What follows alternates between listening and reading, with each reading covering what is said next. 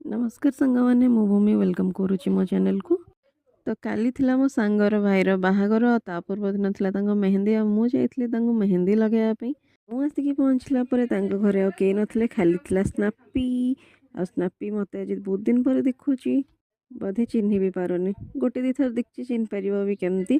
तो मु आसिकिना एठी ता सहित टिके खेलुथली आ बसिकिना बोर होतली, जेहेतु घरे केई नथले, भाई ही बाहरे थिले, भाई को देखा करिकिना आसली।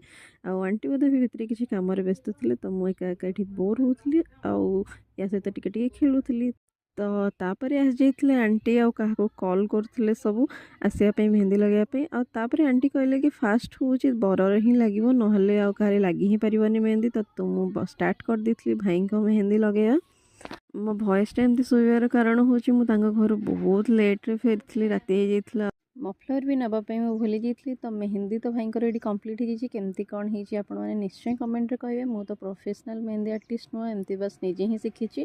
तो तापर आज जाइए भाई भौजंकर किछिटा फोटो जोटा कि मैरिज रे लगा हबो। बट एई फोटोटा देखिकिना तो बहुत ही दुख लागला। ये होची अंकल मो सांगर बापा, जे कि गोटे वर्ष होला हम सहित नहांती, बहुत भल पाउथले हमको। एइठी थिला किछिटा मेहंदी सिंपल वाला डिजाइन मु करिथिली। आ तापर आंटी ने कि पळे आसले मो पई किछि नास्ता खाई सारा पर फाइनाली मो सांग आसला 4टा बेले कहीकि आसला। से केतबेले देखंतु संध्या 8टा हेलाणी, से एबे आसिकी पहुँचुची। भाई बाहागर ना, सेतमे टिके अधिक खुशी हो जाउची।